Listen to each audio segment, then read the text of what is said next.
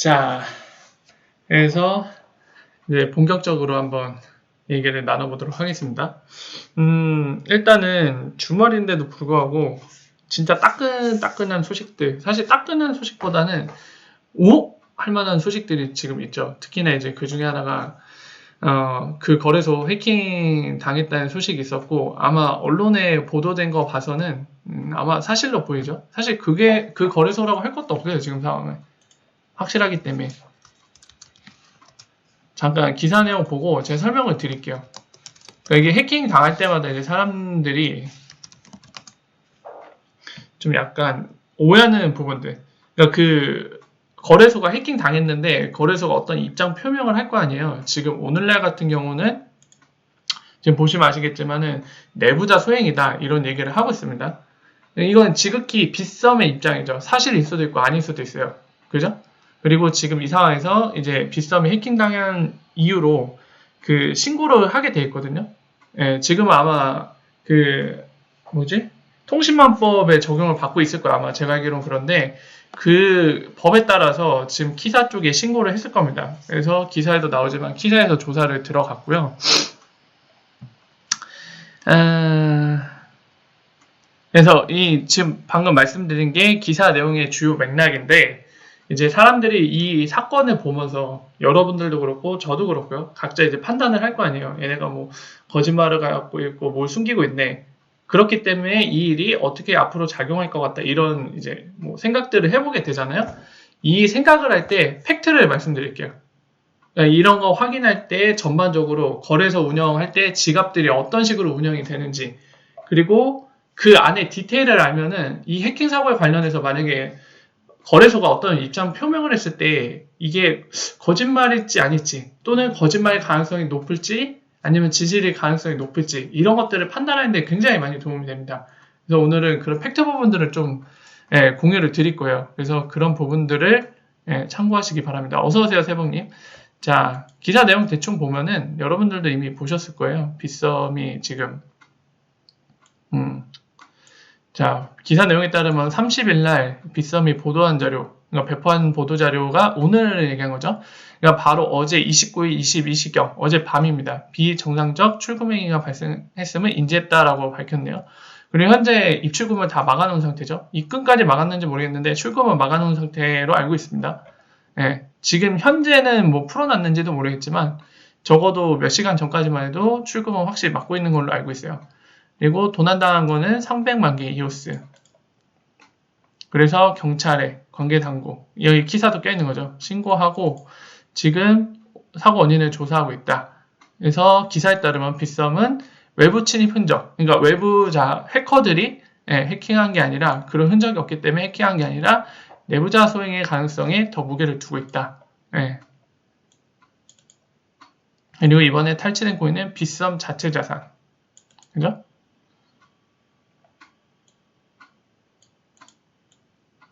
핫 월렛에 보관된 빗썸 보유분이다. 이렇게 얘기하는데, 이것도 이제 설명을 드릴게요. 이 지금 문단 보면요.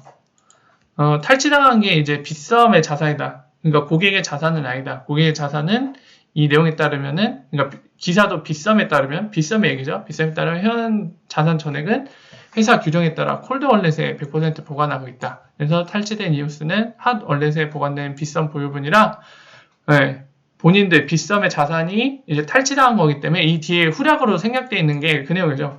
회원들의 자산은 그대로 홀드 월렛에 보관되고 있으니까 걱정할 필요 없다. 고객들의 자산은 다 우리가 원하면 출금해 줄 수 있다라는 의미죠. 빗썸이 얘기하는 거는. 자, 그래서 이걸 두고 이제 얘기를 해볼 텐데요.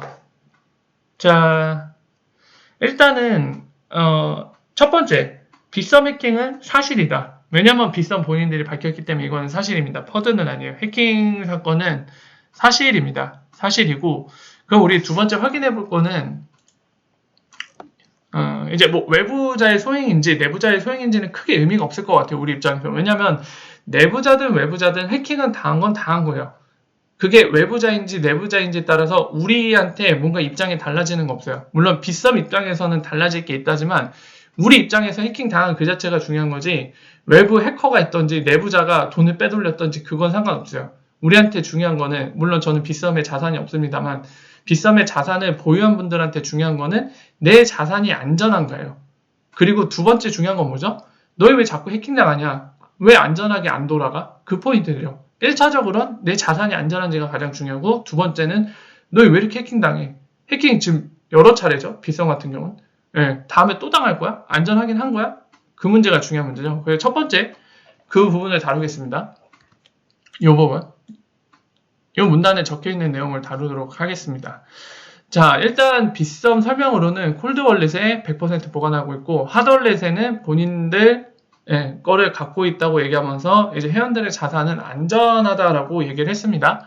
자, 이거를 우리가 이제 그러한지 안 한지를 얘기하기 전에 일반적인 암호화폐 거래소 운영, 노멀한, 진짜 스탠다드한 노멀한 운영 방식을 말씀을 드릴게요. 뭐냐면은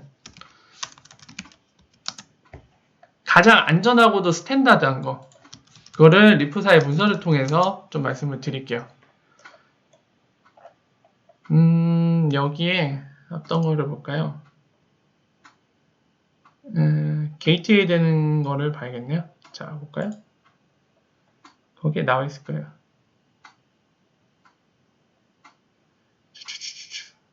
네, 이쪽에 있나 보다.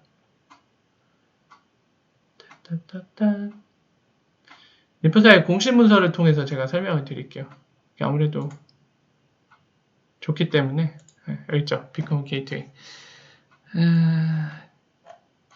자, 여기에서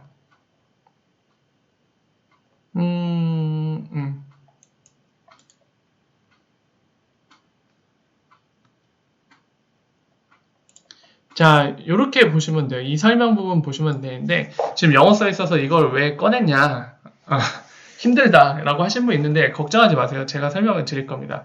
자, 크게 일반적으로 안전한 스탠다드 방식의 지갑 운영 방법은 지갑이 최소한 3개가 있어야 돼요. 3개, 최소한.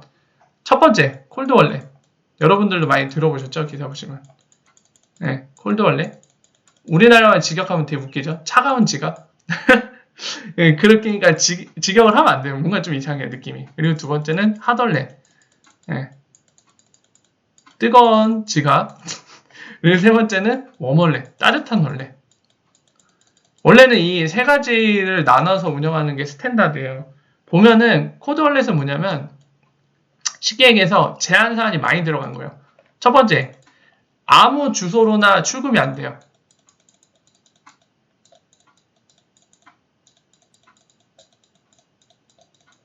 얘랑 특별한 관계를 갖고 있는, 그러니까 하드월렛이나 웜월렛. 웜월렛도 사실 자주 안 해요. 그러니까 스탠다드만 말씀드릴게요. 뭐 회사의 그런 특정한 상황이라던가 조건, 그리고 회사의 뭔가 필요에 따라서 바꿀 수는 있겠지만, 그건 사실 베리에이션을 주면, 그런 변화를 주면은 사실 안전하지 않거든요.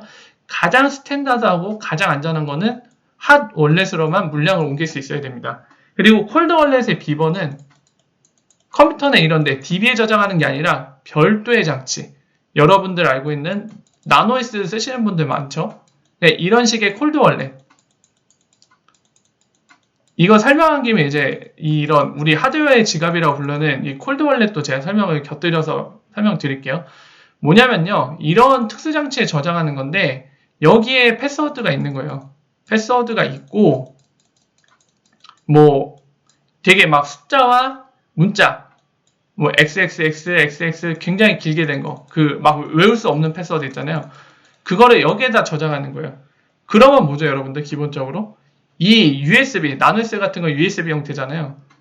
또 그 밖에 기타 특수장치, 이 패스워드 저장된 장치가 없으면 콜드 월렛을 쓸 수 없다는 얘기입니다. 거래소.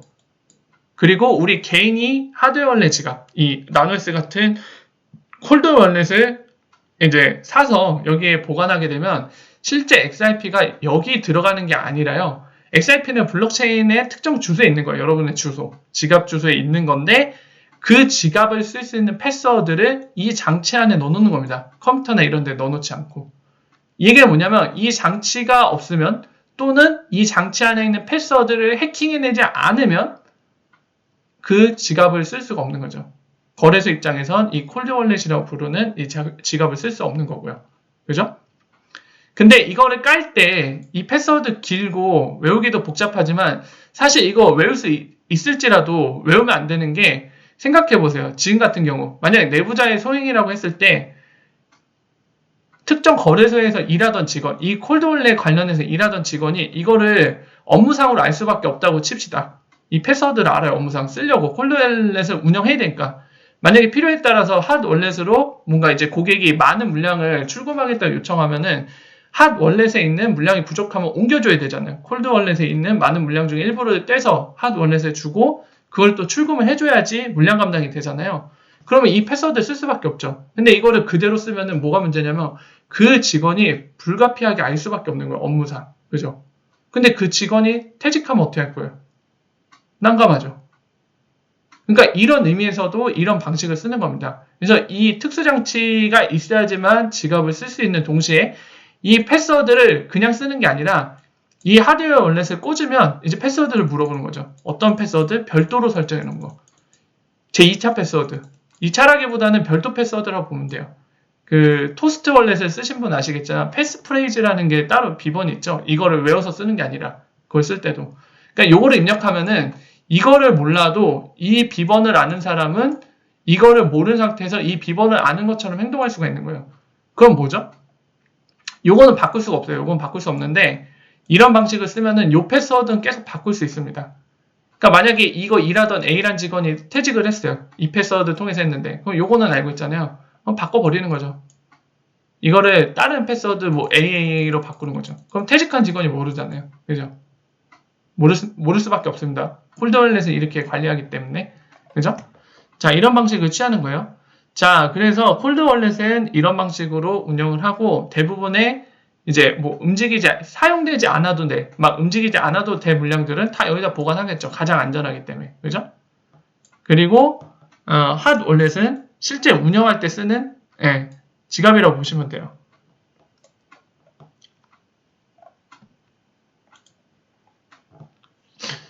자, 여기는 오퍼레이셔널 어드레스라고 되어 있죠. 그러니까 실제로 운영할 때 쓰는 거예요. 그러니까 다른 거래소랑 물량을 주고받을 때 또는 여러분들의 계좌를 이렇게 동그라미로 표시하면 계좌로 출금해 줄 때 이럴 때 쓰는 월렛입니다.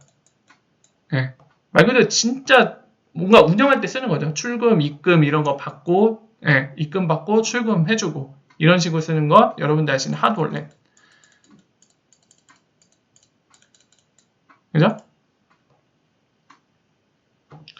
그리고 여기 써있지만 웜월렛, 스탠바이 어드레스라고도 부르는 겁니다. 거기 같은 경우 이제 신뢰를 받는 그런 뭐라 해야 될까요? 신뢰를 받는 기관 또는 고객, 신뢰관계에 형성되어 있는 일반적인 고객이 아니라 일반적인 고객은 핫월렛에서 노는 거고 입금 출금할 때요.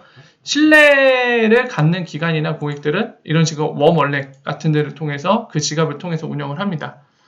자, 일반적으로 암호화폐 거래소들 그리고 어떤 블록체인도 일반적으로는 다 이래요. 경우에 따라 이제 약간 베리에이션이 있을 수도 있어요. 변화가 있을 수도 있는데 스탠다드는 요겁니다. 이 세 개로 운영하는 게 정석이에요. 우리 뭐 수학 정석, 뭐 영문도 정석이라고 하나요? 성문 기초 영어라고 하죠. 정석이라고 안 하죠. 그러니까 우리 수학 정석 얘기할 때 그런 정석으로 이해하시면 편해요.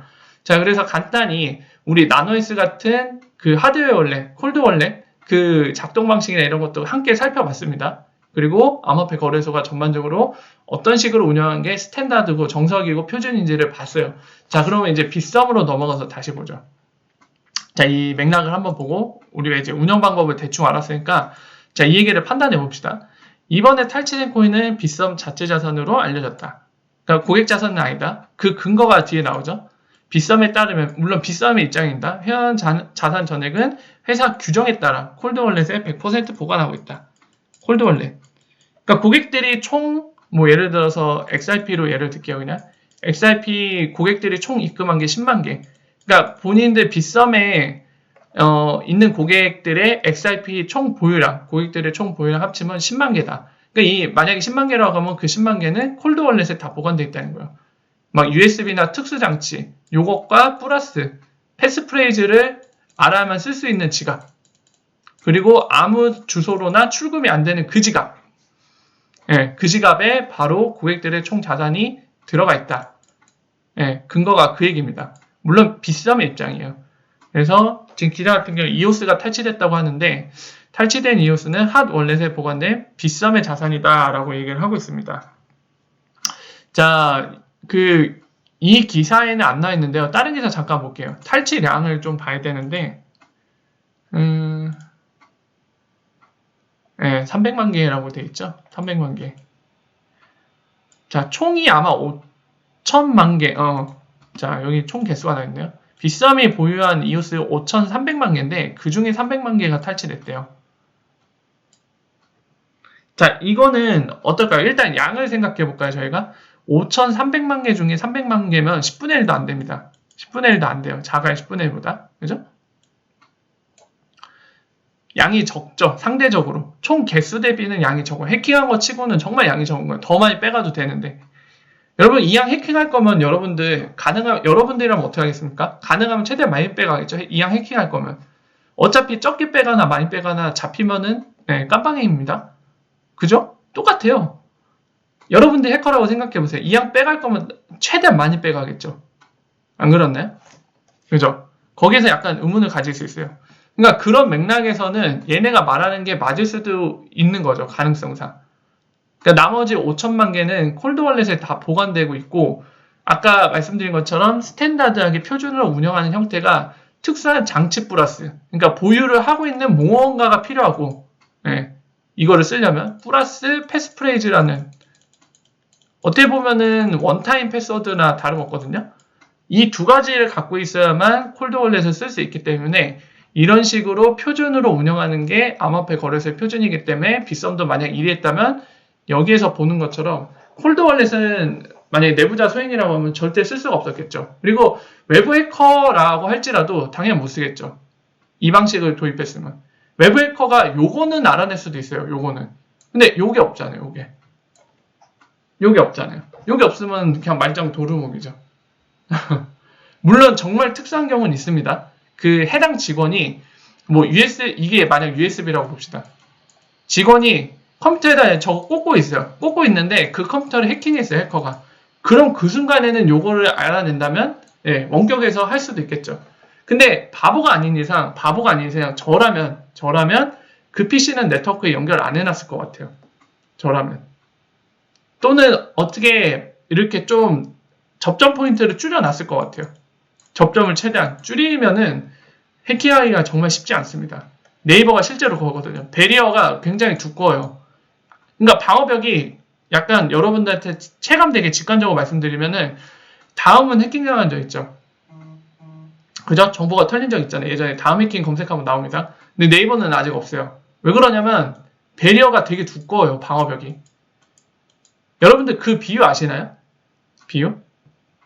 그러니까 그 판자를 막 얇게 놓으면 누구든지 손으로 깰 수 있잖아요. 웬만한 사람들. 근데 얇은 판자라도 되게 여러 겹으로 막 쌓아놓으면 다 뚫고 들어올 수 있나요? 못 들어오죠. 그 원리를 이용한 겁니다. 배리어를 엄청 쳐놔요. 그러니까 해커들이 이거 뚫고 뚫었다 했는데 또 있어. 배리어가. 이거 뭐 뚫으면 되지. 이런 식으로 막 3겹, 4차, 5차 뚫어요. 계속. 뚫는데 6차 뚫었어요. 이제 더 이상 없겠지는 또 있는 거야. 이거 힘들게 또 뚫었더니 또 있어. 또 있어. 이런 식인 거예요. 이런 전략을 실제로도 씁니다. 회사들이. 해커가 이거 뚫고 오는 동안에 시간을 벌고 이거 차례차례 뚫어야 되잖아요. 그런 사이에 최종까지 뚫리기 전까지만 인지를 하면 막는 거죠. 네, 이것도 하나의 전략이거든요. 이런 방식을 쓰는 거죠. 어쨌든 얘기가 나서 잠깐 말씀을 드렸는데 아까 말씀드렸다시피 지금 정황을 봐서는 이게 사실일 가능성이 좀 있다는 거죠. 물론 이 부분은 확정을 못 지어요. 이 고객들이 총 보유 개수가 만약에 5,300만 개를 빗썸이 갖고 있는데 이 중에 빗썸 사용자 이오스 총 보유량이 5,200만일 수도 있는 거잖아요. 빗썸께 100만밖에 안 될 수도 있고. 그러니까 이 가능성에 대해서 알 수가 없어요. 뭐라고 얘기할 수는 없지만 적어도 이 맥락에서 만약에 300만 개밖에 탈취가 안 된 거라고 하면 표준은 지킨 걸로 보여요. 지금. 콜드월렛 운영 방식, 표준 방식. 예, 그거는 지킨 걸로 보입니다. 많이 탈취를 안 당했기 때문에. 그래서 그 부분은 사실로 보입니다. 아마도 가능성상 굉장히 높을 거예요. 근데 그거는 확실히 문제가 있어요. 지금 한 가지 또 짚고 넘어갈 거. 그러니까 지금 해킹 사건 관련해서 우리가 한 가지 생각해 볼 게 더 있는데, 아무리 이제 콜드월렛을 운영을 잘해서 많은 피해를 안 받다지만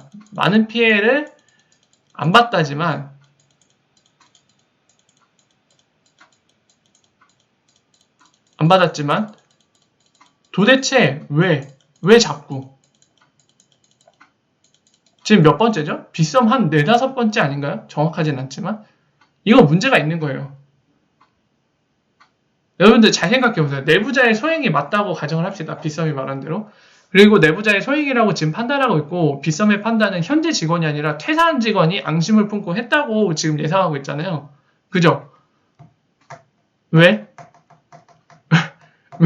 아무리 앙심을 품고 했다지만, 그래, 동기부여는 이해할 수 있어요. 그래도 그렇지 퇴사한 직원이 지금 빗썸이라는 거래소 현재 직원도 아닌데 해킹할 수 있다? 문제가 심각한 겁니다. 이오스는 제가 모르겠어요. 이오스 블록체인은 제가 모르기 때문에 얘기를 안 하지만 지금 XRP도 탈취를 당했다는 얘기가 있는데, 이게 사실이라고 하면은 XRP는 여러분들 제가 몇 번 설명드린 적 있지만 패스워드 변경을 할 수 있어요. 약간 우회적으로.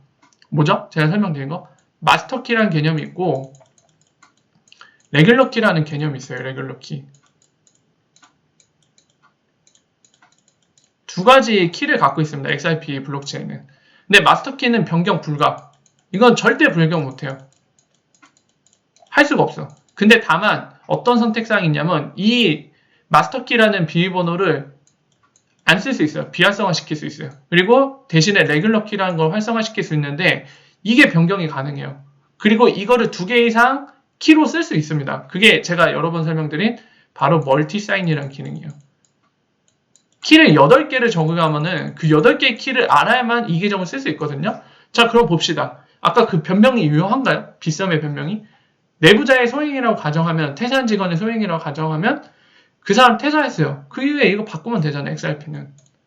핫 월렛도 이거 바꾸면 되잖아요.